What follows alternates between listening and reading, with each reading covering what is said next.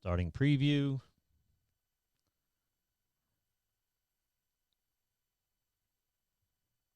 And we should be live. Hello, God bless, and welcome. I'm Kevin Haggerty. You're watching the Godlogic Project, where we discuss maintaining a Christian worldview in a post-Christian America. So we look at current events basically through a Christian worldview or a Christian lens. I haven't been on the air since before Thanksgiving, partially by design and partially just wondering what I was going to do with this whole Godlogic Project thing. But I didn't want to discuss, I really didn't want to discuss politics. I'm getting kind of tired of discussing politics, so I was going to get away from discussing politics, but now, here in January of 2021, we thought 2020 was bad. It's almost unavoidable to discuss politics. So here I am tonight, and we got a couple of interesting stories for you. I don't know how long we'll do this, but I'm going to try to open the phone lines. So if it looks like people are watching and they want to call in or comment, certainly comment live. I'm watching the comment section live here on the computer, I believe. Anyway, a couple interesting things happened. So I wasn't going to do a show this week, or I wasn't sure what show I was going to do, if I was going to have a guest or do it by myself. Tonight I'm doing it by myself. And I had a gentleman come by the church the other day, ring the bell, and I went out, and he asked me if I was Kevin Haggerty, which was strange because I don't know that I know this guy. And then he said, "Does your church endorse Trump?" So he's looking for a church to attend, but he wanted to be very careful not to attend a church that endorsed Trump. And our church, by the way, does not endorse any political candidate. From the pulpit, at least, you'll never hear vote for this guy or don't vote for this guy. Now, we are conservative, and this is what I explained to him. We are conservative, so draw from that what you will. But crazy in this day and age that somebody is picking their church based on politics. So I thought that very interesting and something that we could maybe build a show around. So I decided I'm going to do a show tonight. I almost feel compelled to do a show tonight, to be here. And I've had a lot of people ask me why I haven't been doing it. And since there are, people watching and people loyal to the Godlogic Project, and by the way, I appreciate your support. If you're shopping on Amazon anyway, go to godlogicproject.com, click on the Amazon logo, and then shop as you normally would. But Amazon will send a couple of bucks, help support the Godlogic Project and pay for some of the bills around here. Anyway, so I decided to do a show, and so one of the things that have kept me from doing the show is my Sling Studio, which is my video interface, hasn't been linked or coordinated with YouTube at all. So I've been having to kind of go in the back door and enter URLs and codes, key codes, and all this stuff. And so it was a pain in the neck. And it seemed at the same time it wasn't sending out alerts. So my viewership was way down. I think people weren't getting alerts, and it was so the viewership was down. So I thought to myself, well, tonight I'll give it a try. I'll try to run straight from the Sling Studio to YouTube, and it worked. And I noticed I didn't get an alert on my phone. So my personal email subscribes to my personal Google account subscribes to the Godlogic Project. So I went and checked, and YouTube has unsubscribed me from my own channel. So I thought this explains a few things. So I put a thing on Facebook. Turns out a bunch of my friends who thought they were subscribed to the Godlogic Project weren't. So I've been watching on conservative outlets anyway, everybody talking about censorship and how they've lost Twitter followers and these types of things. And, of course, Trump has been banned from just about everything here on the January 13th. So I'm here to tell you that it's not just conspiracy theory, because a little tiny channel like me, was banned from my own channel, or blocked from my own channel, or unsubscribed from my own channel. Strangely enough, and I'm not a big social media guy, I enjoy Facebook for jokes and my friends and babies and puppies and stuff like that. But I went on Twitter just to see, with everybody complaining that they were losing Twitter followers, and I only had 1,200, so I didn't have a lot to lose. I'm down around 600 and something. So they are literally, I'm losing Twitter followers too. Now, I don't know if that's because most of the people that watch the show are conservative and therefore they're closing their Twitter accounts, so I'm losing subscribers. But 40, 45, maybe 50% of my Twitter followers are gone. So if anybody tells you that it's all conspiracy theory, believe me, it's not. Strangely enough, even a little guy like me is getting some grief from Big Brother. So even though I am probably, as far as conservative goes, I'm probably pretty liberal. I'm not even a Republican, and they're coming after me somehow. So I just thought it interesting that they would kind of shut down a little guy like me. I wonder how. It's got to be a computer, because nobody at YouTube thought to watch the Godlogic Project and unsubscribe people. That would be an incredible waste of effort, because there's only, I have several hundred subscribers. I imagine I would have a lot more if this wasn't going on. So if you're subscribed to the channel, make sure that you're still subscribed and that you get an alert every week. So it's important that you get that alert that you know to watch. Even if you don't watch it at the time, it'll remind you to watch it when you do have a chance to watch it. So I kind of jotted down in my phone here a couple of different topics that maybe I would talk about. I'm doing a new podcast, by the way, with Jim Howard. It goes live here from the studio at 11 o'clock on Thursdays, and it's called True Christian Talk. And we just passed 100 subscribers, so we're about to have a custom URL on YouTube at least, but we run it on Facebook. So find True Christian Talk on Facebook, and follow that page and subscribe on YouTube. And we'll be here tomorrow at 11 o'clock to do another show. So anyway, I jotted down a couple of topics that maybe I would talk about, and see if there was anything that you guys wanted to talk about by commenting in the comments section, or even calling in when I open up the phones. So I kind of covered the social media conspiracy theories that don't seem to be a conspiracy theory after all. And also, I talked about my visitor, that somebody came looking for a church, but his number one requisite for picking a church is that they didn't endorse Trump. Now, technically, no church should be endorsing anybody. That's a quick way to lose your 501(c)(3), and maybe we'll talk about that a little bit in a minute. Ended up having a good conversation with the guy. I think he's coming to church Sunday. We'll see. If anybody tells you that all this is conspiracy theory, which I kind of tend to think myself, it doesn't seem to be the case. It looks like social media is cracking down even on little fish like me, and so there you go. There you have it. All right, the big topic this week, and the topic that I'm sure is upsetting to everybody, certainly was upsetting to me. I don't generally watch the news, but I happened to watch the rally.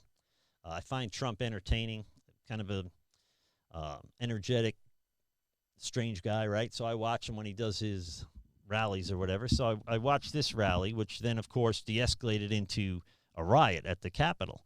And I'm as outraged as everyone else. And if you know me or you watch the show on a regular basis, you know I'm not a huge Trump fan. I think he did a good job as president, is doing a good job as president.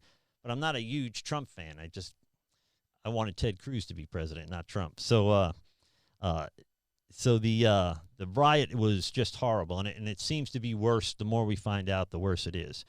There's pipe bombs, and there's handcuffs, and all cops throwing people off balconies. I don't know. It was absolutely terrible. People who call themselves patriots, by the way, beating cops with the American flag, just absolutely heartbreaking.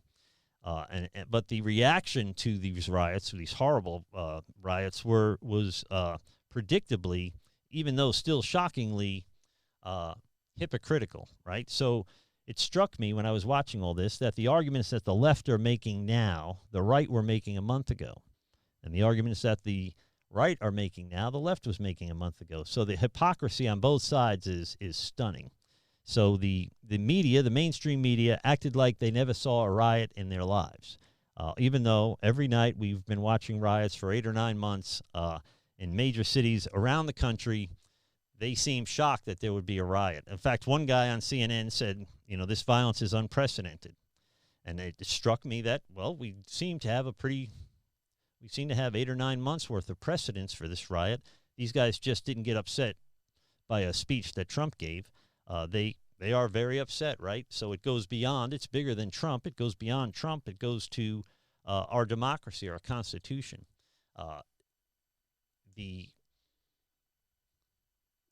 give you an example. Republicans or Trump supporters or whoever you want, conservatives, are saying that it was, they almost instantly started saying it was Antifa that infiltrated their rally and charged the White House. And that's probably true. I don't know. But it struck me as interesting because it wasn't long ago, Black Lives Matter was saying that it was Proud Boys or alt-right guys that were causing the riots and violence at their protests. And it was Antifa, not Black Lives Matter, and this type of thing. So the hypocrisy on both sides is unbelievable. Now I've kind of cooled it on social media personally. I do follow a lot on social media. I follow a lot of people on social media, but I'm finding, for the most part, everybody at one point was absolutely against these riots at the Capitol. And I'm finding my left-wing friends, of which I have a lot of left-wing friends. In fact, I've never been a Republican. I started out a Democrat and 25 years ago became an independent because I'm not fond of, or I wasn't fond of, partisanship or partisan politics. That was back, in the 90s. So I've actually never been a Republican, although the Republicans send me questionnaires that say "Dear fellow Republican," which is strange. I don't know if they watch the show or they follow my Facebook, but somehow they're under the impression I am also a Republican. And I'm definitely a conservative. I don't make any bones about the things I believe, and nor should we, which is kind of the topic of tonight's show. So the hypocrisy, both on the left and the right, is unbelievable. To see the media, the mainstream media now, absolutely outraged at violence at a protest, where a month ago or 2 months ago they were encouraging and cheering on these protesters that were burning and looting and literally taking over part of Seattle. So they want to charge Trump with insurrection from his speech prior to the charging of the Capitol building. But every Democrat politician, and I've been seeing quotes nonstop, have encouraged protests and taken it to the street. And if you see members of the cabinet at a restaurant, get up in their face. So the idea that Trump somehow encouraged this riot, I think legally probably pretty thin. And as far as I see, not being a big Trump fan, I still don't see that he incited a bunch of violence. But violent rhetoric is not new to American politics, certainly here in the last few years. So, I mean, we see Johnny Depp talking about assassinating a president. We saw Madonna talk about blowing up the White House. Kathy Griffin holding up Trump's head. There was a Broadway play or an off-Broadway play about assassinating Trump. So the call to violence has been widespread. Certainly the left is not immune to the call for violence because they do it all the time.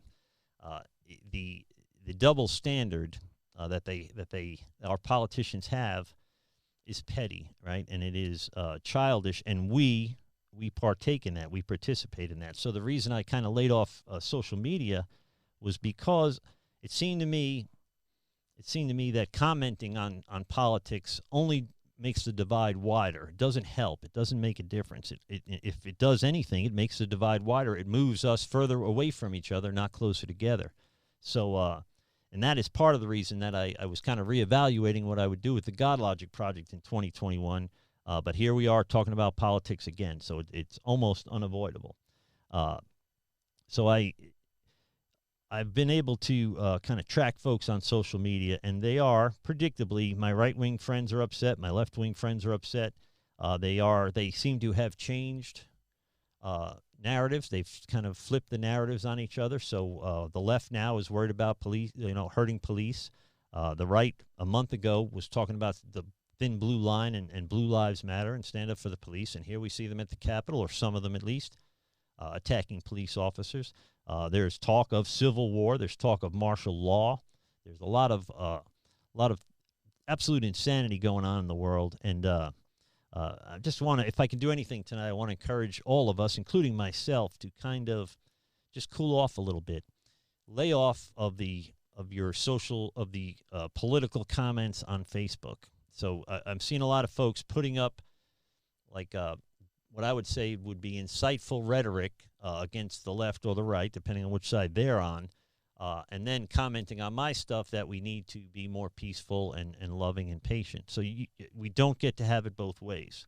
So if there is a standard of behavior, we need everybody to live up to that standard of behavior, and that goes for our politicians, and it goes for you and me too. And certainly for Christians, we shouldn't be inciting riots in the first place. So if you are a Christian and you are waiting or longing for a civil war of some sort, I would say you need to re-examine that. Now, I think this country's in big trouble, but I think it's probably in big trouble for a lot of reasons that a lot of people aren't talking about.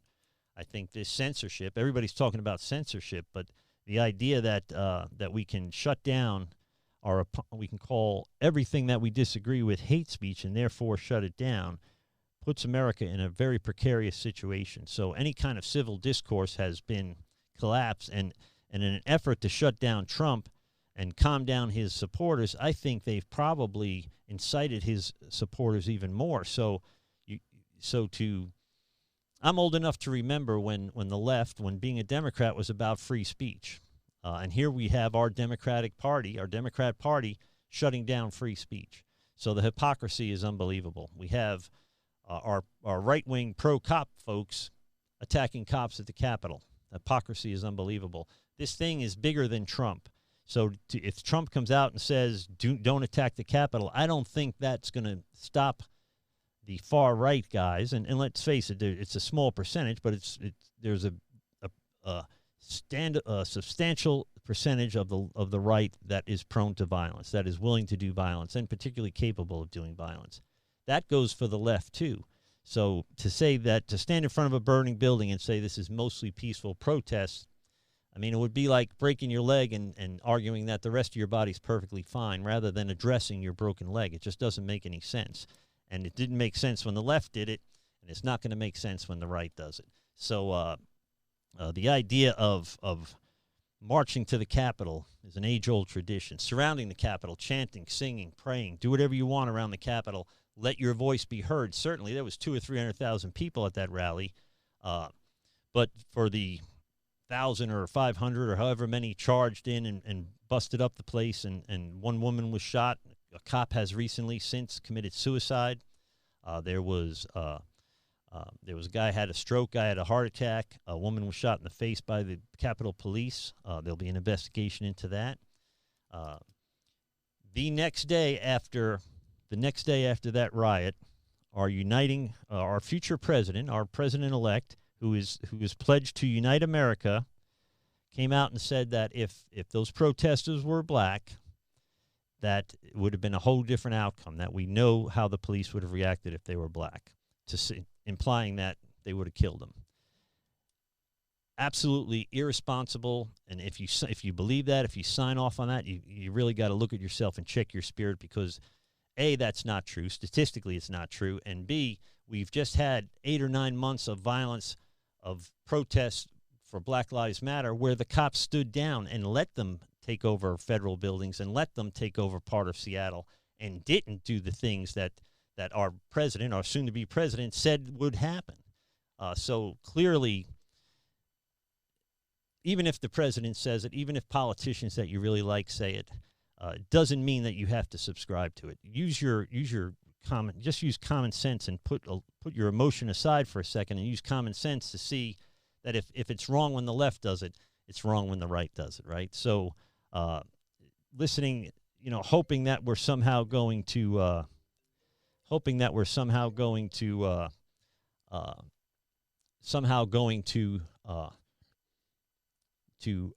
insult each other into submission is absolute insanity. To think that we're going to out-emotion the other side is absolute insanity. Emotion is what got us in this mess. So it's going to take logic and a calm, cool heads to get us out of this mess. That's perfectly logical. So to what I would say to my friends who are almost passive-aggressively putting anti-Trump, or anybody that voted for Trump's a white supremacist, is kind of the gist of the thing. Very dangerous rhetoric. Everybody that voted for Biden isn't a communist. Now, do we have a rising socialist left in this country? Without a doubt. And that does bother me, and I'm not interested in. I don't have a lot of money. I probably benefit from socialism, but it's not what's in the best interest of our country. So I just kind of thought I'd go on the air tonight and kind of encourage people to just settle down a little bit and start being a little more reasonable. Now, again, I have a lot of friends on the left and I have a lot of friends on the right. I haven't unfriended anybody or left Facebook because people put up things that are anti-American or anti-Christian. Like a lot of people take shots at Christianity. I'm a pastor. I mean, that's not my side of the street. I mean, I think, of course, they're wrong, but in fact, the only person that I have unsubscribed to or blocked on Facebook was a conservative who was rude on one of my threads, and I asked him on the thread not to be rude, and he was rude again, so I unfriended him. And he was a conservative. So while I sit on the conservative side, compared to most conservatives, I'm probably fairly centrist. But compared to the left, I mean, I'm miles away now. I was a Kennedy Democrat like my family was when I was a kid, but this is not your father's Democratic Party. This is my prognosis is not good. Now, if you watch this show or any shows that I do, you know that I think this thing is going to end badly. I think this is bigger than Trump. It doesn't matter. These people aren't psychopaths following Trump like some kind of cult, or like you might see in the news. These people are patriots. These people stand for the Constitution and capitalism and nationalism. Nationalism being putting America first, not nationalism that only white people should be American or anything else that you derive from the term nationalist. These folks take pride in America, and I share that pride. I consider myself a patriot. I am first and foremost a Christian, so that is in that vein, I am in this world, I'm not of this world. I feel in a lot of ways like a third-party observer to what's all going on. But at the end of the day, I love my country. One of the big regrets I have in my life is I didn't join the Army. I didn't join the military when I was a kid. I wasn't military material. Anybody who knows my background knows what I'm talking about. So one of the big regrets in my life is that I never served my country in the military. I hope I never have to pick a side and serve in a military capacity here in America right now, which we tend to be moving towards that. So we have a lot of emotion, a lot of hypocrisy, and we are, if we're not careful, moving towards violence. I mean, I don't see any other way. I think if I'm going to make a prediction here tonight, I would predict that states' rights are going to become a bigger and bigger issue in America. I think we're going to have to. I think we're going to look at a federal government that's going to impose their will on the states, and I think the states, and I'm a federalist, I think the states have the right to not participate in that. So I'm going to put up the phone lines here, open up the phone lines, and see if you guys want to call in and put in your 2 cents and talk and have some civil discourse. Now, I know some of the things I've said already are upsetting to people on both sides. That's okay. I don't mind you disagreeing with me as long as you can be, as long as we can be civil about it. That's fine with me. I'm going to put the phone number up here. Now, as you know, if you watch the show, I'm the engineer, the producer, and in this case, I'm also the guest. So I'm going to kind of look away from you a little bit while I do this. But I'm going to put the phone number on the board here, and then you can call in and we can talk about it, or not. I'll just keep talking. I don't know how long we'll be on tonight. I just wanted to, given everything that's going on, I really wanted to speak into some of the insanity that I'm seeing on both sides. And make no mistake, I'm a conservative. I consider myself a patriot. I'm a Christian. And I believe that in the future, if the Democratic debates are any indication, the church is going to come under some attack. The church is going to feel pressure.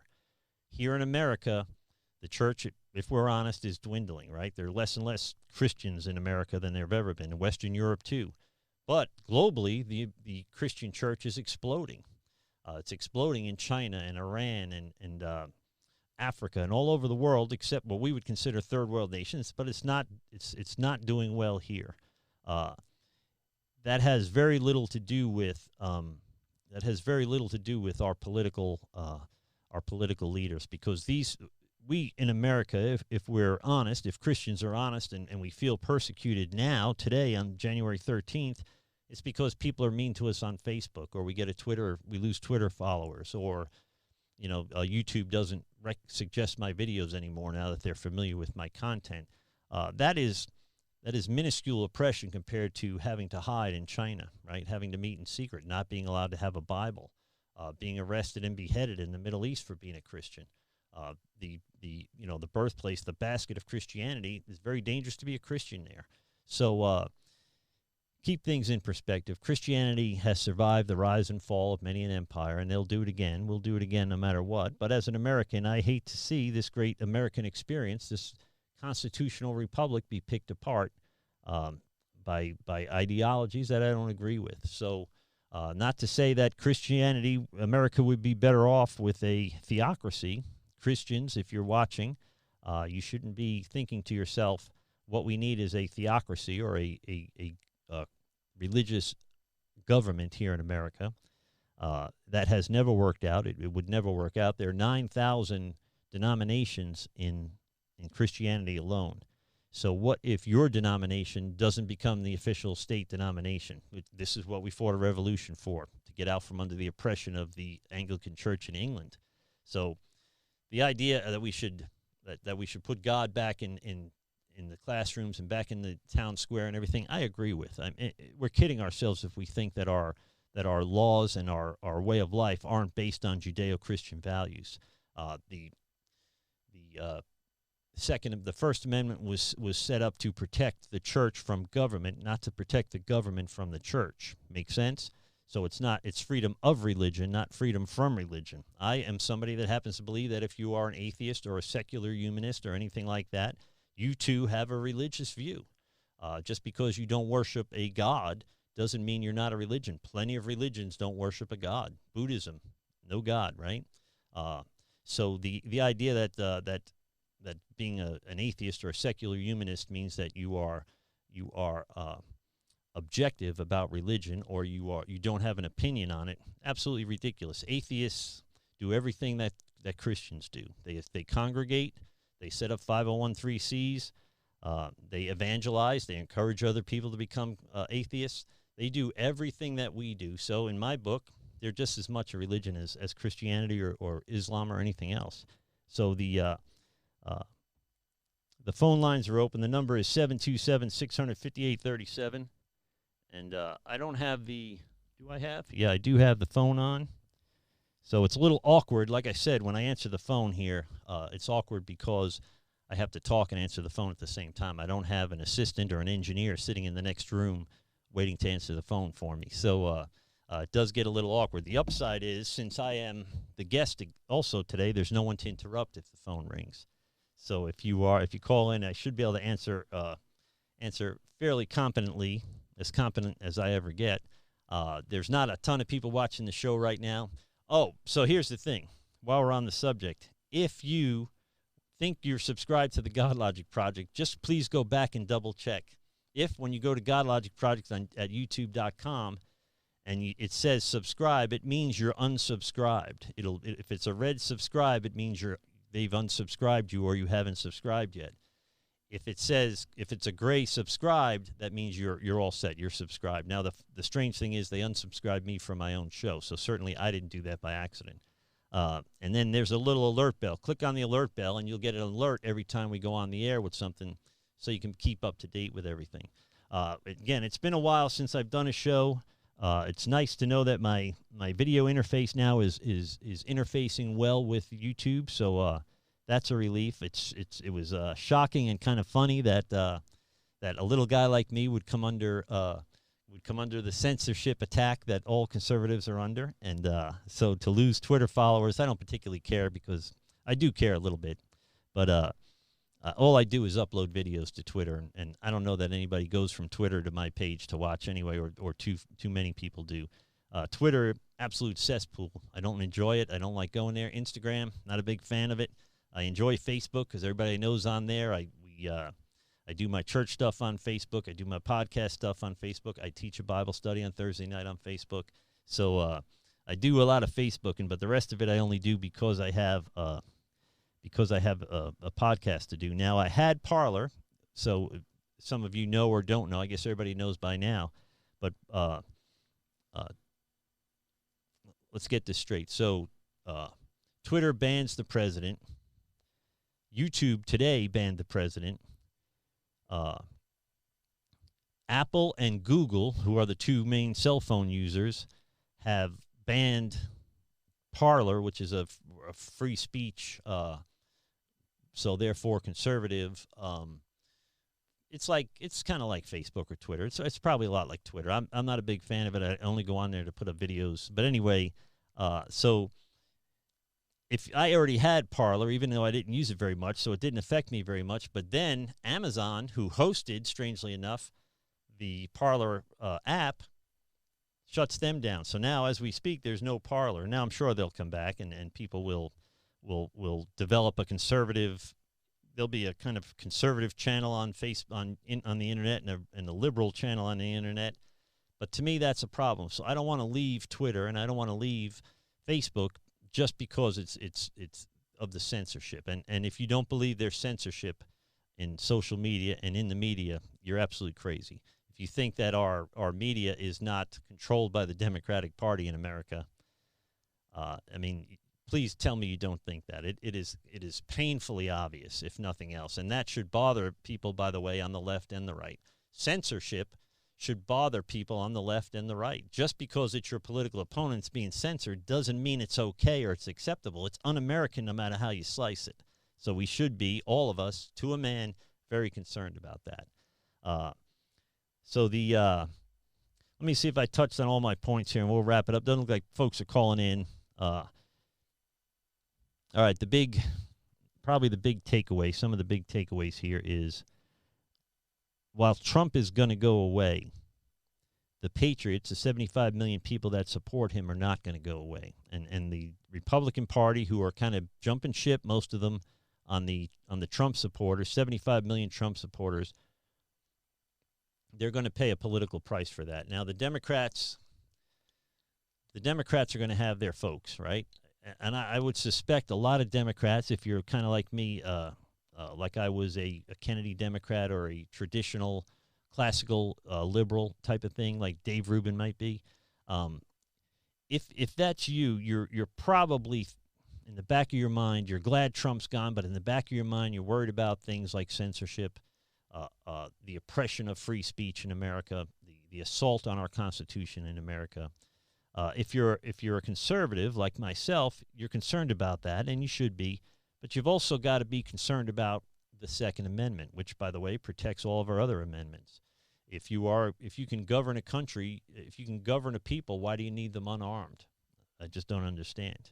The Secular Democrats of America sent a letter to they're a political action group, and they sent a letter to the Biden and Harris saying they want to strip Christians of the protections that Trump installed during his presidency.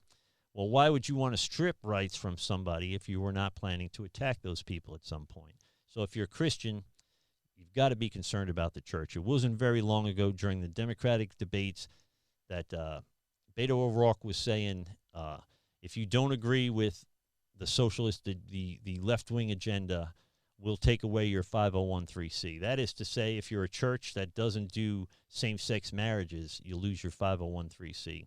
If you're a church that speaks out against abortion, you're going to lose your 501(c). So if you are a Christian, and not just a Christian in a box on a census bureau, census form, or just a hyper-liberal Christian, or a Christian that thinks that all religions are equal. If you're a Christian, you should believe that there's only one way to God, and that's Jesus Christ, because Scripture tells us that. That would fall under the title of evangelical Christians, of which I'm one. You should be pretty concerned about what lies ahead. But the most pressing problem, we think in this country, that is, as soon as Trump's out of the picture, everything will settle down.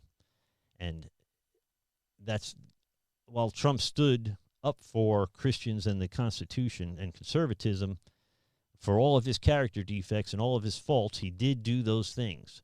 While he did those things, there's a lot of people, 75 million, in fact, that are very concerned about the Constitution, the assault on the Constitution, the changes to maybe our Supreme Court. That's not going to go away. So understand that this could and probably will get pretty ugly before it's over, and that and it really breaks my heart. On that level, I am definitely a patriot, and I want to see capitalism, and I want to see kind of almost a libertarian freedom exist in this country as much as we can. I consider myself what you would call a federalist. In other words, I believe that we should have the seat of power, the political influence, as close to the people as possible. So I think we should have a decentralized federal government whenever possible, and we should also have all these rights and decisions made by the state. Now we are in a unique position right now to do that because we have 50 little areas of social experiment. So if you are, say you are on the left, and you're for high taxes and anti-corporation and these types of things, and you live in California, then stay there and see if your system works for that large state. And if you're a conservative, like Florida is right now, where I am, then stay here and see if capitalism and free markets works better. Eventually, we're going to find out, A, which one works better and which one doesn't. One's going to fail, one's going to succeed. And probably between the two states, or the 50 states divided that way, maybe we'll strike a balance between all of it. Maybe we'll find a system that works. If any country can survive capitalism, I think it's the United States, but I don't think any country can survive capitalism. If you give away your rights peacefully, you'll only get them back violently. So now that we have these rights, we should not surrender them over to the federal government. It would take war to get them back. They're not just going to hand them back to you. So I think it's that serious, and I pray for you guys. I pray for our country. I'm not joking when I tell you I'm very concerned about all this. I hate when they put water in a thin little plastic bottle, and then they fill it up to where the cap is, because once you pick up the bottle, the water level rises inside the bottle, and it's hard to take your first sip without dousing yourself. So you've got to be very careful with the first sip or two when you drink water in this country, which is an absolute tragedy, and we should have a constitutional amendment to redesign water bottles in America. I'm kidding about that. It's not that important. So the good news is my video interface is working well with YouTube again. That was a load off my mind. That was a relief today. The bad news is I think things are going to get worse. I pray for you guys, and if I can encourage you to do anything tonight, please rely more on common sense and logic and intellect than you do on emotion. To say that Trump is a buffoon or not well-spoken, certainly not a statesman, that's logical. We all see that. People on the right see that. People on the left see that. To think that he is a white supremacist, like I heard a congresswoman saying today in the impeachment debates, is insanity, unless we have a very different definition of what a white supremacist is. But if we call everybody a racist, it's essentially making nobody a racist, because we need to draw a strict line between what racism is and what racism isn't, what hate is and what hate isn't. We can't remove hate from the hate speech. Make sense? So not everything could be hate speech, because then nothing is hate speech. And that is, we've got to have a standard that we hold both sides to, that we hold all of our politicians to and all of our protesters to.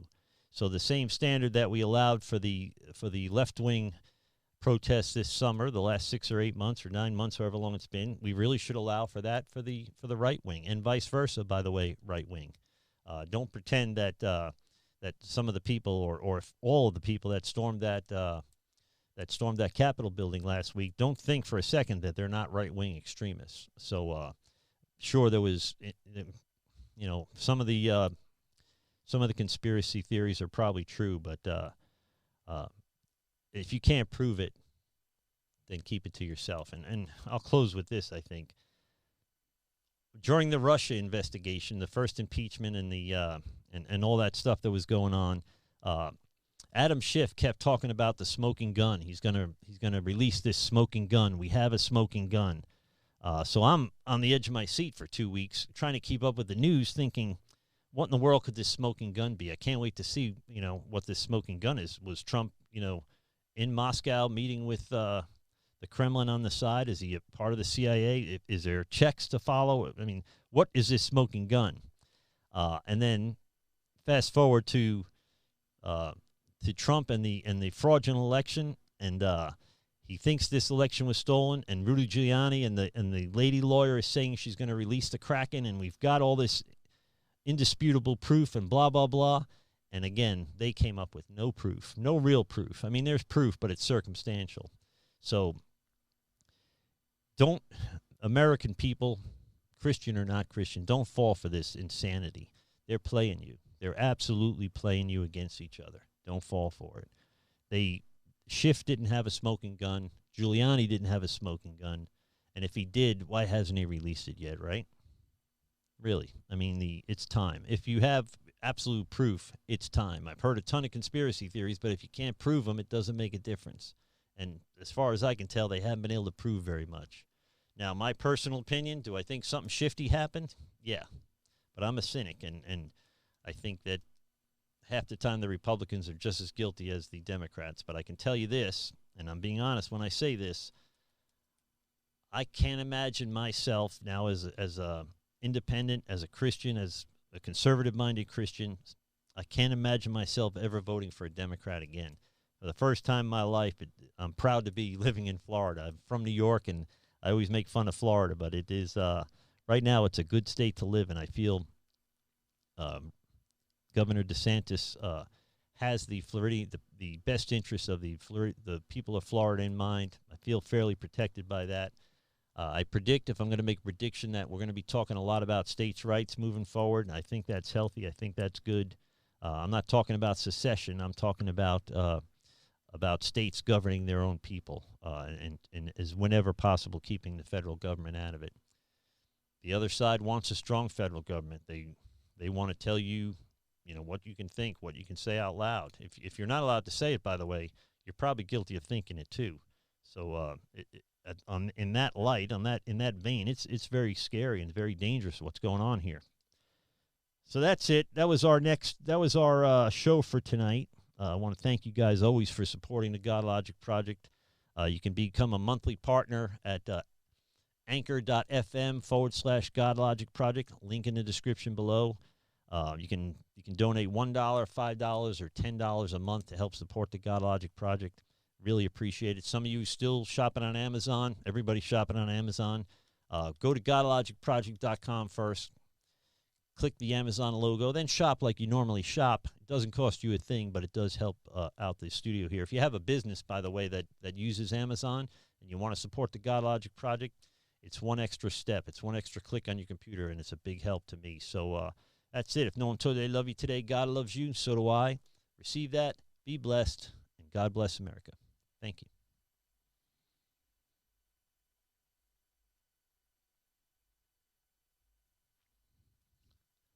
Well, it'd be good if I can shut the thing off.